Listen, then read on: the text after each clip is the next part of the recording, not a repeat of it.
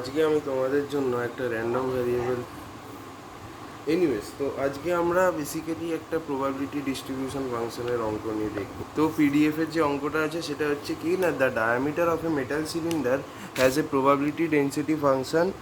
তোমার ওই পিডিএফটা দিয়ে দিয়েছে কি না, F x is equal to 1.5 minus 6 into x minus 50 তার হোল স্কোয়ার।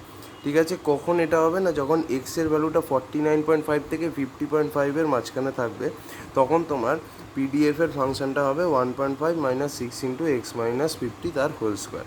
আর যদি এক্সের ভ্যালুটা এই ইন্টারভালের বাইরে চলে যায় তখন কী হবে, 0। তাই সেই কারণে এল স্কোয়ার লিখেছি। তো এবার প্রথম প্রশ্ন কি বলেছে না, show that it is a valid PDF. আমায় দেখাতে হবে যে এই যে প্রবাবিলিটি ডিস্ট্রিবিউশন ফাংশনটা যেটা তুমি দেখছো এটা একটা valid probability distribution function within this interval. এবার সেটা দেখাবার উপায়টা কি? তো দেখো, সেটা দেখাবার উপায় সেটা হচ্ছে যে বেসিক্যালি আমাকে প্রবাবিলিটি ডেন্সিটি ফাংশনটাকে বার করতে হবে।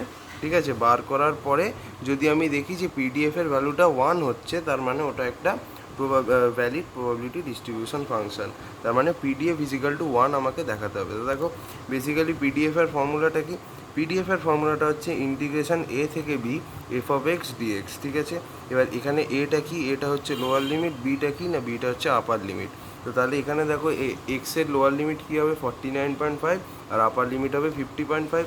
তো সেই কারণে দেখো যে ইন্টিগ্রেশনটা লিখেছি তাতে লোয়ার লিমিট বসিয়েছি 49.5 আর আপার লিমিট 50.5।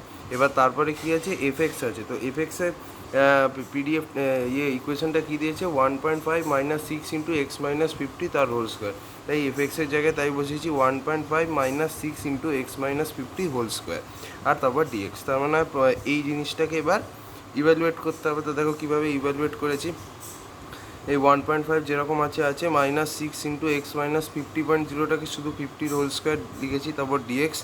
তারপর আমি কি করেছি দেখো, এখানে ইন্টিগ্রেশন 49.5 টু 50.5, এদিকে আছে 1.5 minus 6 into x minus 50 whole square. এটা কী ফর্মে আছে, এ মাইনাস বি হোল স্কোয়ারে।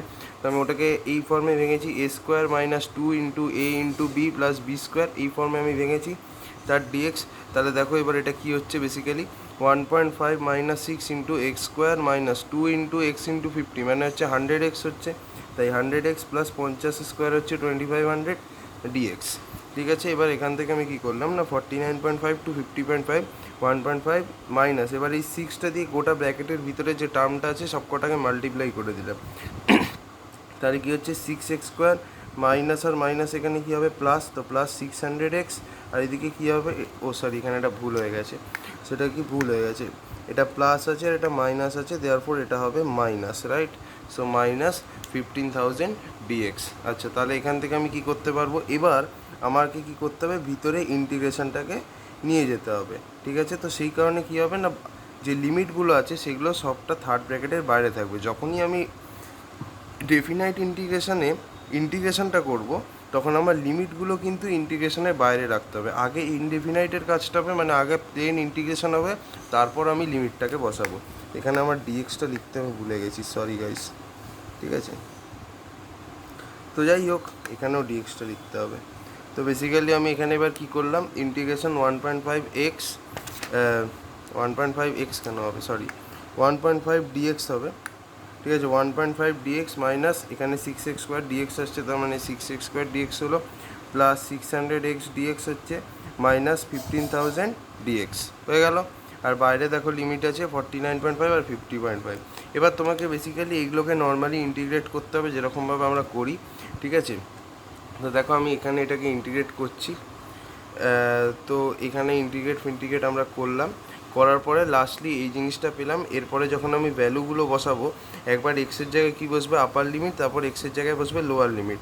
তো সেখানে একবার তাহলে এক্সের জায়গায় কী বসাবে 50.5 পুরোটাতে, তারপর মাইনাস দিয়ে কী করবে, এক্সের জায়গায় 49.5 বসাবে সব জায়গায়। তারপর আলটিমেটলি সিম্পলিফাই করে তুমি যদি পাও পিডিএফ ইজিক্যাল টু 1.0, যদি ঠিকঠাক করে সিম্পলিফাই করো তাহলে কিন্তু তুমি এটাই পাবে। যদি ঠিকঠাক করে তুমি যদি সিম্পলিফাই করতে পারো তাহলে পিডিএফের মান পাবে 1.0।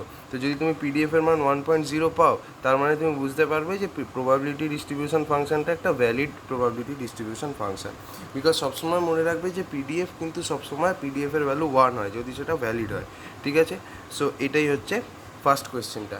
এবার আসো নেক্সট কোয়েশ্চেন আমাদের কি বলেছে যে find the probability that the diameter of the cylinder is between 49.8 and 50.1 millimetre. ঠিক আছে, বেসিক্যালি আমাকে কিসের প্রবাবিলিটি বার করতে দিয়েছে, যে এই যে সিলিন্ডারটা আছে তার ডায়ামিটারটা 49.8 আর 50.1 মিলিমিটারের মধ্যে লাই করবে, এইটা হওয়ার প্রবাবিলিটি কত। তার মানে বেসিক্যালি আমাদের লোয়ার লিমিট হচ্ছে 49.8 আর আপার লিমিট হচ্ছে 50.1। তো দেখো এখানে আমি যখন এটা করেছি অঙ্কটা, এখানে দেখো এক্সের তাহলে লোয়ার লিমিট কী হচ্ছে 49.8 আর আপার লিমিট হচ্ছে 50.1। তাহলে আমাদের রিকোয়ার্ড প্রবাবিলিটি কী হবে, ইন্টিগ্রেশন এ থেকে বি এফ এক্স ডিএক্স, এখানে লোয়ার লিমিট কি না 49.8 আর আপার লিমিট কি 50.1, তো 49.8 টু 50.1 এফ এক্স ডিএক্স। ঠিক আছে, এবার এফ এক্সের যে ফাংশনটা দিয়ে দিয়েছে সেটা আমায় বসাতে হবে। তো এফ এক্সের ফাংশন কী দিয়ে দিয়েছে 1.5 minus 6 into x minus 50 whole square. তো তাহলে এখানে আমায় এফ এক্সের জায়গায় ওটাই বসাতে হবে 1.5 মাইনাস 6 ইন্টু এক্স মাইনাস 50 তার হোল স্কোয়ার ডিএক্স, আর ইন্টিগ্রেশনটা হবে 49.8 টু 50.1। এবার প্রশ্ন হচ্ছে যে বেসিক্যালি আমরা এখানে বলতে চাইছি যে ডায়ামিটারটা 49.8 থেকে 50.1 মিলিমিটারের মধ্যে হবে, তার প্রবাবিলিটি কত, সেই কারণে আমাকে 49.8 টু 50.1-এর মধ্যে ইন্টিগ্রেশন করতে হবে। তো এবার ব্যাস বেসিক্যালি এবার সেই একই জিনিস হচ্ছে এখানে এ মাইনাস বি হোল স্কোয়ারের রেসপেক্টে এটাকে আমি আগে ইভ্যালুয়েট করলাম। তার মানে কী হচ্ছে x square minus 100x plus 2500 dx. এরপর নেক্সট আমি কী করলাম 1.5 মাইনাস কি 6টাকে, এবার 6টাকে পুরো ব্র্যাকেটের মধ্যে গুণ করলাম, তাহলে মাইনাস 6x স্কোয়ার। ঠিক আছে, minus 6x square plus 600x, এটা মাইনাস হবে, আবার সেম ভুল করেছি, ওটা মাইন্ড করো না গাইস। ঠিক আছে, বিকজ তোমরা যখন ইয়ে করবে তখন তোমাদেরকে ঠিক করে করতে হবে। মাইনাস 15,000 ডিএক্স হয়েছে। তাহলে এবার কী হবে, এই ডিএক্সটাকে ভিতরে আনবো, আর শুধু ডিএক্স তো আসতে পারে না, ইন্টিগ্রেশন চিহ্নটাও তাহলে ভিতরে আনতে হবে। তাহলে এটাকে 1.5 ডিএক্সের ইন্টিগ্রেশন হবে, মাইনাস 6x স্কোয়ার ডিএক্সের ইন্টিগ্রেশন হবে, তারপর কী হবে প্লাস 600x-এর ইন্টিগ্রেশন হবে উইথ রেসপেক্ট টু ডিএক্স, আর এদিকে এটা মাইনাস হবে, এটা অবভিয়াসলি মাইনাস হবে, এটা অবভিয়াসলি হ্যাঁ মাইনাস হবে, তাও 15,000 ডিএক্স। এবার অবভিয়াসলি যখন আমি ডেফিনাইট ইন্টিগ্রেশন করব, আগে ইনডেফিনাইটের কাজটা হবে, তারপর লাস্টে লিমিট বসবে। তো সেই কারণে আমি লিমিটটাকে বাইরে রেখেছি। একটা লিমিট হচ্ছে কি না 49.8 আর একটা লিমিট হচ্ছে 50.1। এবারে তুমি এটাকে ভালো করে আগে ইভ্যালুয়েট করো, ইনডেফিনাইটের কাজটা করো, তারপর একবার এক্সের জায়গায় আপার লিমিট বসাবে, এক্সের প্রত্যেকটা জায়গায় আপার লিমিট বসাবে মাইনাস, তারপর এক্সের প্রত্যেকটা জায়গায় লোয়ার লিমিট বসাবে উইচ ইজ 49.8। ওটাকে তুমি যদি কারেক্টলি সিম্পলিফাই করতে পারো, তো তাহলে তোমার রিকোয়ার্ড প্রবাবিলিটি আসবে হচ্ছে 0.432। তার মানে বেসিক্যালি কি না প্রবাবিলিটি যে ডায়ামিটারটা তোমার 49.8 থেকে 50.1-এর মধ্যে থাকবে, এটার প্রবাবিলিটি কত হবে, তাহলে এটার প্রবাবিলিটি হয়ে যাবে 0.432। So this is our answer. তার মানে ডায়ামিটারটা বেসিক্যালি 49.8 থেকে 50.1-এর মাঝখানে থাকবে, তার প্রবাবিলিটি হচ্ছে 0.432। সো বেসিক্যালি এটা হচ্ছে একটা খুব ইম্পর্ট্যান্ট পিডিএফের কোয়েশ্চেন, এটা এক্সামে আসতে পারে, খালি তোমায় ঠিকঠাক করে সাইনগুলোকে রাখতে হবে এবং ঠিকভাবে ইন্টিগ্রেশনটা করতে হবে, তাহলেই কিন্তু এটা হয়ে যাবে। পরবর্তী ভিডিওতে আমি আরেকটা ভালো কোয়েশ্চেন নিয়ে আসবো। Till then keep watching.